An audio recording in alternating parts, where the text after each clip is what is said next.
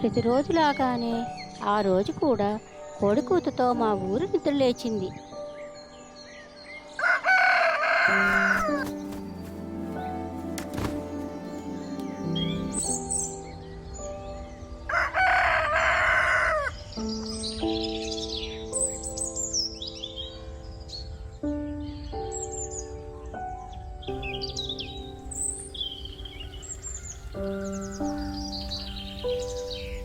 పొద్దున్నే లేచిన తాతయ్య పొయ్యి వెలిగించి నీళ్లు పట్టారు.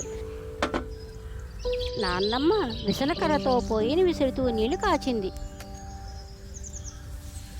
అమ్మ ఆవు పేడను నీళ్లతో కలిపి కళ్ళాపు జల్లి చక్కటి రంగవల్లి దిద్దింది.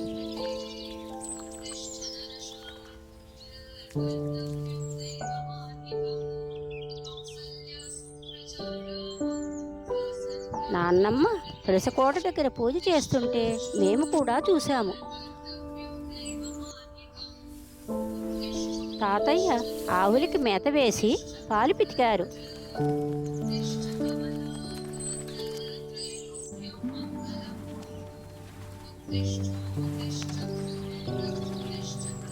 అప్పుడు వినిపించింది మాకు ఒక శబ్దం.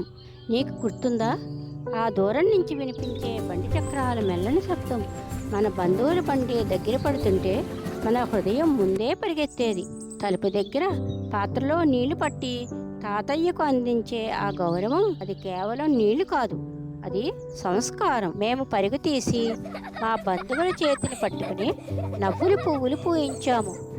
అందరం కలిసి పెద్దవారికి దండం పెట్టాము.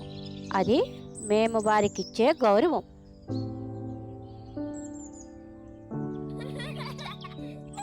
అత్త, అమ్మమ్మ మా కోసం తెచ్చిన పిండి వంటల సువాసనలు గాలిని మధురంగా మార్చేశాయి. పెద్దలందరూ వేప చెట్టు నీడలో చేరి కాలాన్ని మర్చిపోయే కబుర్లలో మునిగిపోయారు. మేమైతే ఆ వేళను వృధా చేయదలుచుకోలేదు. ఇంటి పక్కన ఉన్న పెద్ద పెరటిలోకి పాదాలకి మట్టి అంటించుకుంటూ మేము పరిగెత్తాము.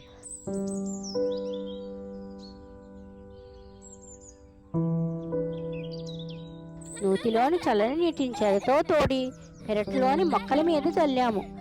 ఆ నీటి చినుకులు ఆకలిపై పడగానే అవి ఆనందంతో తల ఊపినట్టు అనిపించింది.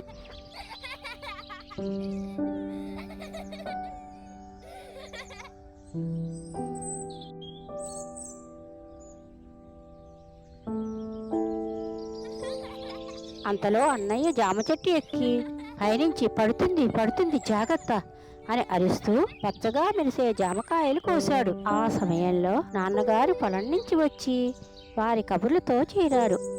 అమ్మ, అత్త వంటింట్లో కబుర్లు చెప్పుకుంటూ వంట మొదలు పెట్టారు.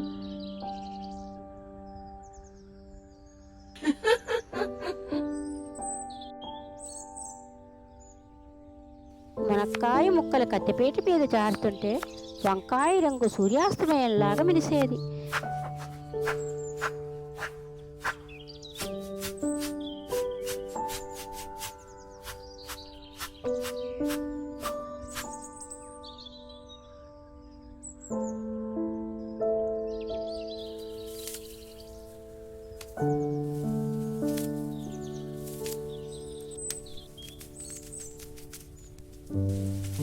అమ్మ చేతుల్లో ధనియాలు, జీలకర్ర, మిరియాలు వేడికలాయిలో వేపుతుంటే ఆ సువాసన గాలి మార్గాన్ని పట్టుకుని ఇంటి ప్రతిమూలలో పాకేది.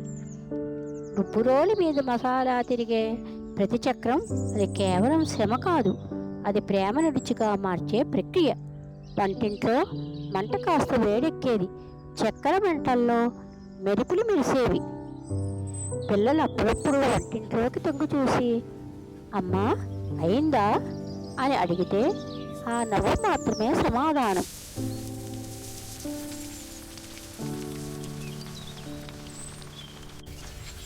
వంటింట్లో ఆవాలు చిటపటలాడితే మన చిన్ననాటి నవ్వులు కూడా అలాగే చిందేవి.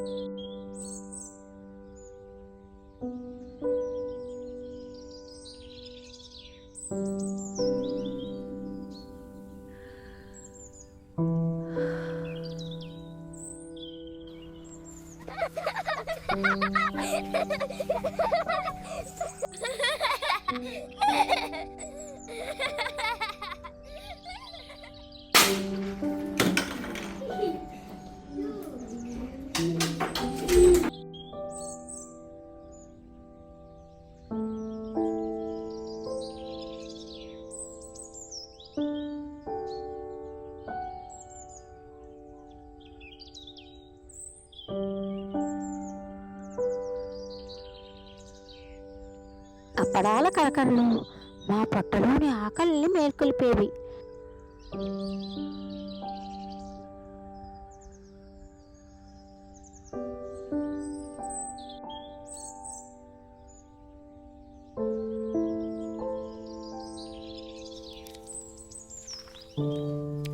అందరూ ఒకే వరుసగా కూర్చుని అరటాకులపై అన్నం పెట్టుకుని తినే క్షణం ఆహా మరువు లేనిది.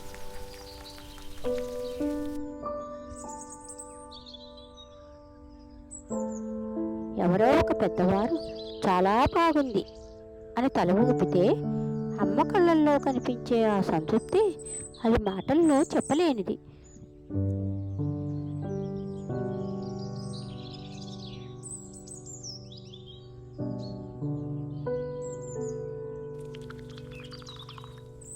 బయటి ఆవరణలో పెద్దలు కూర్చుని తమలపాకుల ఆకులు మడుస్తూ మాట్లాడుతుంటే వారి మాటల్లో కాలం నెమ్మదిగా కదిలేది. అమ్మా నాన్నగారు అమ్మమ్మ తాతయ్య చేతుల్లో బట్టలు పెట్టినప్పుడు అది ప్రేమ అన్నట్లు వారి మౌనం మాట్లాడింది. అమ్మమ్మ చేతిలో మడిచిన నోట్ల సబ్బడి మన చిన్న హృదయాల్లో పండుగలా మారింది. దాచుకో బంగారం అని చెబుతూ ఆమె ముద్దు మాటల్లో ఆశీస్సులు జారాయి. ఇచ్చిన డబ్బును దాచుకో అంటూ అమ్మ చేతికి డిబ్బీ ఇచ్చింది. బయట పచ్చని ఆవరణలో పిల్లల పరుగులు గాలిని చీల్చుకుంటూ నవ్వుల వర్షం కూస్తుంటే కాలం కాసేపు ఆగినట్లే అనిపించింది. ఎద్దుల బండి నెమ్మదిగా కదిలే వేళ మన హృదయం మాత్రం అక్కడే నిలిచిపోయేది. చేతులు ఊపుతూ నవ్వినా కళ్ళల్లో మాత్రం నీటి మబ్బులు చేరేవి. ఇదే కలిసి ఆడుకున్న క్షణాలు ఎంత త్వరగా ముగిసిపోయాయి అనిపించేది. మళ్ళీ ఎప్పుడు వస్తారు అన్న ప్రశ్న మన చిన్న మనసులో మౌనంగా మార్మోగేది. సాయంత్రం ఆకాశం కూడా ఆ రోజు కొంచెం నిశ్శబ్దంగా కనిపించేది. ఇప్పుడు ఆ రోజు దూరమయ్యాయి, ఇళ్ళు మారాయి, సమయాలు మారాయి. కానీ ఇప్పుడైనా సాంబార్ వాసన వస్తే మనసు మళ్ళీ ఆ గుమ్మం దగ్గరికే పరిగెత్తుతుంది.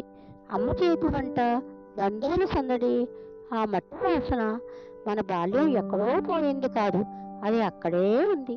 ఆ వంటింటి వంటల్లో, ఆ ఆవిరిలో, ఆ నవ్వుల్లో.